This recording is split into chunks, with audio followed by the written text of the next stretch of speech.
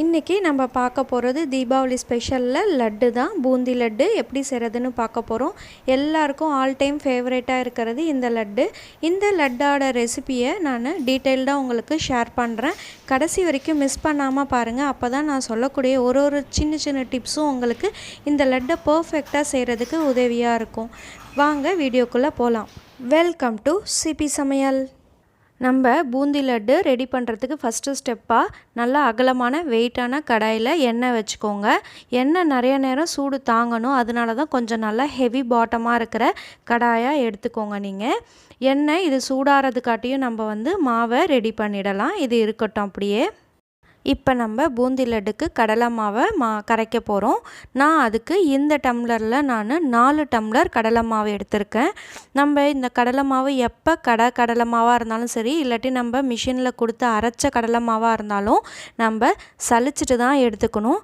இப்போ நான் கரெக்டாக 4 டம்ளர் கடலை மாவு சேர்த்துட்டேன். இப்போ நம்ம கடலை மாவை கரைக்க ஆரம்பிச்சிடலாம். இந்த கடலை மாவுக்கு கரைக்கிறதுக்கு 1 டம்ளர் 2 டம்ளர் தண்ணி அப்படின்ற அளவு சொல்ல முடியாது. நம்மளுக்கு திட்டமாக கரைச்சிக்கணும். ரொம்ப திக்காகவும் இருக்கக்கூடாது, ரொம்ப தண்ணியாகவும் இருக்கக்கூடாது. நம்ம கன்சிஸ்டன்சி ஓரளவு திக்னஸோடு இருந்தது அப்படின்னா கரெக்டாக இருக்கும். நான் ஆல்ரெடி சிபி சமையலில் காரா பூந்தி ரெசிபி ஷேர் பண்ணியிருக்கேன். அந்த வீடியோ பார்க்கலனா போய் பாருங்கள்.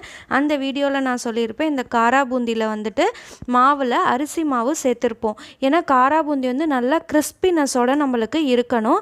ஆனால் நம்மளுக்கு லட்டுக்கு பார்த்திங்க அப்படின்னா பூந்தி சாஃப்டாக இருக்கணும். அப்போ தான் நம்ம ஜீராவில் போட்டு எடுக்கும்போது அந்த பூந்தியில் ஸ்வீட்னஸ் ஏறி நம்மளுக்கு லட்டு கரெக்டான ஸ்வீட்டோடு கிடைக்கும். இல்லாட்டி கிறிஸ்பியாக ஆகிடுச்சு பூந்தி அப்படின்னா நம்மளுக்கு லட்டில் ஸ்வீட்னஸ் ஏறவே ஏறாது. அதனால் இதில் நம்ம அரிசி மாவு சேர்க்காம தான் நம்ம கரைச்சி எடுத்துக்கணும். இதுதான் பர்ஃபெக்ட் கன்சிஸ்டன்சி. இந்த கன்சிஸ்டன்சியில் கரைச்சி எடுத்துக்கோங்க. லம்ஸ் எதுவும் இல்லாமல் கரைச்சி வச்சுக்கலாம். இது அப்படியே இருக்கட்டும். இப்போ சக்கரை பாகு செய்கிறதுக்கு இந்த மாதிரி ஒரு ஹெவி பாட்டமாக இருக்கிற ஒரு பாத்திரம் எடுத்துக்கலாம். எதுக்காக ஹெவி பாட்டம் நான் எடுக்க சொல்கிறேன் அப்படின்னா, நம்மளுக்கு பாகு வந்ததுக்கப்புறமா அந்த சூடு அதில் கொஞ்ச நேரம் இருக்கணும். அதுக்காக தான் நம்ம ஹெவி பாட்டமாக எடுத்துக்கிறோம். இதுக்கு அளவு பார்த்திங்க அப்படின்னா, கடலை மாவு நல்லா குமிச்சு அளந்தோம் அப்படின்னா தலை தட்டி சக்கரை எடுத்துக்கணும். அதுதான் அளவு. நான் இன்றைக்கி கடலை மாவு எடுத்ததுக்கு தகுந்த மாதிரி நான் சக்கரை சேர்க்குறேன். ஆனால் கரெக்டான ரேஷியோன்னு பார்த்திங்க அப்படின்னா, குமிச்சு எடுக்கிறதுக்கு தலை தட்டி சர்க்கரை எடுத்துக்கணும். 4 டம்ளர் சர்க்கரை இப்போ நான் சேர்த்துருக்கேன். அதுக்கு நான் 3/4 டம்ளர் அளவுக்கு தண்ணி சேர்த்துக்கிறேன். 3/4 டம்ளருக்கு கொஞ்சம் கம்மியாகவே தான் நான் சேர்த்துருக்கேன். இதை ஜஸ்ட்டு நான் கரைச்சி தான் வைக்க போகிறேன். நம்மளுக்கு ஃபஸ்ட்டு பூந்தி தான் நம்ம போடணும். அதுக்கப்புறமா தான் பாகு வைக்கணும். நம்ம பாகு வச்சிட்டோம் அப்படின்னா நம்ம உடனே பூந்தியை சேர்த்தாகணும். அதனால் ஃபஸ்ட்டு பூந்தி போட்டு முடிச்சுட்டு அதுக்கப்புறமா தான் பாகு வைக்கணும். இது அப்படியே இருக்கட்டும். இப்போ நம்ம எண்ணெய் சூடாக இருக்கான்னு பார்த்துடலாம். கொஞ்சமாக ட்ராப் விட்டு பார்த்தோம் அப்படின்னா அது மேலே உடனே எலும்பி வரணும். அதுதான் பதம். இந்த மாதிரி மேலே எலும்பி வந்துருச்சு பாருங்கள். இப்போ கரெக்டாக இருக்குது நம்மளுக்கு எண்ணெய் சூடு. இப்போ நம்ம போட ஆரம்பிச்சிடலாம். நான் இந்த பூந்தி கரண்டியில் தான் நான் இன்றைக்கி போட போகிறேன். ஆல்ரெடி நம்ம காரா பூந்தியும் போட்டிருக்கோம். அதுலேயும் இதே கரண்டி தான் நான் யூஸ் பண்ணியிருப்பேன். இப்போ நம்ம போட ஆரம்பிச்சிடலாம். நம்ம ஆல்ரெடி சொன்ன மாதிரியே காரா பூந்திக்கு சொன்னோம் இல்லையா, அதே மாதிரி தான் மாவு சென்டரில் ஊற்றி இந்த மாதிரி சைடில் தான் நம்ம தேய்க்கணும். எண்ணெய் கண்டிப்பாக சூடாக இருக்கணும். இந்த மாதிரி தேய்ச்சிட்டு உடனே ஒரு வாட்டி நம்ம இதை திருப்பி போட்டுறணும். திருப்பி போட்டுட்டு இந்த ஸ்டேஜில் உடனே சிம் பண்ணிடணும். நம்ம எண்ணெய் ஃபுல் ஹீட்டில் இருக்கணும். ஆனால் பூந்தி ரொம்ப வெந்துடக்கூடாது, மொறுன்னு ஆகிடக்கூடாது. இது நம்ம சாஃப்டாக எடுக்கணும். அதனால் நம்ம போட்ட உடனே நம்ம இதை சிம் பண்ணிடணும் எண்ணெயை. அப்போ தான் நம்மளுக்கு இது ரொம்ப கிறிஸ்பியாக மாறாமல் சாஃப்டான ஸ்டேஜ்லேயே நம்மளால் எடுக்க முடியும். எப்பயும் ஒரு வாட்டியும் இந்த மாதிரி நம்ம போட்டதுக்கப்புறமா மாவை தொடச்சிட்டு தான் நம்ம செய்யணும். இல்லாட்டி பூந்தி ரவுண்டான ஷேப்பில் நம்மளுக்கு கிடைக்காது. ஃப்ரண்ட் சைடும் துடைக்கணும், பேக் சைடும் துடைக்கணும். இதில் முக்கியமான ஒரு பாயிண்ட் என்ன அப்படின்னா, நம்ம போடும்போது ஃபுல் ஹீட்டில் நம்மளுக்கு எண்ணெய் இருக்கணும். அதுக்கப்புறமா போட்டதுக்கப்புறமா நம்ம ஒரு வாட்டி திருப்பி போட்டுட்டு உடனே சிம் பண்ணிடணும். அதுக்கப்புறமா நம்ம எடுக்க ஆரம்பித்தோம் அப்படின்னா நம்மளுக்கு ரோஸ்ட் ஆகாமல் அதே ஸ்டேஜில் நம்மளால் எடுக்க முடியும். நம்ம போடுறது கீழே போய் அடி தங்கக்கூடாது. நம்ம கேப் விட்டு தான் நம்ம போடணும். நம்ம பூந்திக்கும் எண்ணெய்க்கும் கொஞ்சம் கேப் இருந்தது அப்படின்னா தான் அது கரெக்டாக பொங்கி வரும்.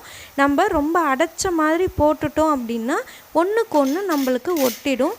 இந்த மாதிரி ஒரு வாட்டி கரெக்டாக திருப்பி போட்டுட்டு இப்போ உடனே நம்ம சிம் பண்ணிவிட்டு எடுக்க ஆரம்பித்தோம் அப்படின்னா நம்மளுக்கு எல்லாமே எடுத்துடலாம். இதுதான் கரெக்டான ஸ்டேஜு. இந்த மாதிரி எடுங்க. அப்போ தான் உங்களுக்கு அந்த ஷேப்பு பாருங்கள் அப்படியே ரவுண்டாகவே இருக்கும் உங்களுக்கு. இதில் இன்னொரு முக்கியமான பாயிண்ட் என்ன அப்படின்னு பார்த்தீங்க அப்படின்னா நல்லா எண்ணெயை வடிச்சிட்டு தான் நம்ம எடுக்கணும். எண்ணெய் அதிகமாக இருந்தது அப்படின்னா ஜீராவில் நம்ம போட்டதுக்கப்புறமா அப்புறம் எண்ணெய் அதிகமாக இருக்கும்போது சொதன்னு ஆகிடும் நம்மளுக்கு லட்டு. நம்மளுக்கு அதனால் எண்ணெய் நல்லா வடிச்சிட்டு அதுக்கப்புறமா நம்ம பூந்தி இந்த மாதிரி சேர்த்துடணும். நான் ஃபுல்லுத்தையும் செஞ்சுட்டு காட்டுறேன் பாருங்கள் எப்படி இருக்குன்ட்டு. நல்லா முத்தாக இருக்குது, அதே சமயம் பாருங்கள் சாஃப்டாகவும் இருக்குது. இந்த மாதிரி நம்ம எல்லாத்தையுமே செஞ்சு எடுத்துக்கணும். இதில் பார்த்திங்க அப்படின்னா எண்ணெயே இருக்காது. ரொம்ப நல்லா வடிச்சிட்டு எடுத்தோம் அப்படின்னா பாருங்கள் கம்மியான எண்ணெய் தான் இருக்கும். ரொம்ப எண்ணெய் இருந்தது அப்படின்னா நம்மளுக்கு லட்டு பிடிக்கும் போது சொதன்னு இருக்கும். இப்போ அதை அப்படியே இருக்கட்டும். நம்ம இப்போ அதுக்கு தேவையானதை தாளிச்சிடலாம். பேனில் கொஞ்சமாக நெய் சேர்த்துருக்கேன். அதில் தேவையான அளவு முந்திரி பருப்பு சேர்த்துக்கலாம். நான் இங்கே முந்திரி மட்டும்தான் தாளிக்கிறேன். உங்களுக்கு விருப்பம் அப்படின்னா நீங்கள் உலர் திராட்சை, கிராம்பு, ஏலக்காய் உங்கள் விருப்பத்துக்கு தகுந்த மாதிரி நீங்கள் அதை தாளித்து நம்ம பூந்தியில் சேர்த்துக்கலாம். ஏலக்காய் சேர்க்குறதா இருந்தீங்க அப்படின்னா அதை ஜீரா காய்ச்சும் போது சேர்த்துக்கோங்க. இப்போ நம்ம சர்க்கரை பாகு ரெடி பண்ணிடலாம். நம்ம சேர்த்தோம் இல்லையா தண்ணி சர்க்கரை, அதை இங்கே வச்சுருக்கேன். இந்த மாதிரி கொஞ்சம் கரைஞ்சதுக்கு அப்புறமா கொஞ்சமாக வேணும்னா விருப்பப்பட்டால் ஃபுட் கலர் சேர்த்துக்கோங்க. நான் கொஞ்சமாக food colour, yellow food colour சேர்த்துருக்கேன். இந்த ஸ்டேஜில் ஏலக்காய் வேணுன்றவங்க சேர்த்துக்கலாம். நம்ம லட்டு பூந்திக்கு பதம் பார்த்திங்க அப்படின்னா பாகு சக்கரை பாகு ஒரு கம்பி பதம் வரணும். நம்மளுக்கு இதில் 3 ஸ்டேஜ் இருக்குது. ஃபஸ்ட்டு கொஞ்சம் பிச்சைன்னு வரும். அதுக்கப்புறமா ஃபஸ்ட்டு ஸ்ட்ரிங் வந்த மாதிரி இருக்கும், ஆனால் அது உடஞ்சி போயிடும். அது அரை கம்பி பதம்னு நம்ம சொல்லுவோம். தேர்ட் ஸ்டேஜாக ஃபஸ்ட்டு ஒரு ஸ்ட்ரிங் அப்படியே கம்பி பதத்தில் நிற்கணும். இது பாருங்கள், இதுதான் ஃபஸ்ட்டு ஸ்டேஜு.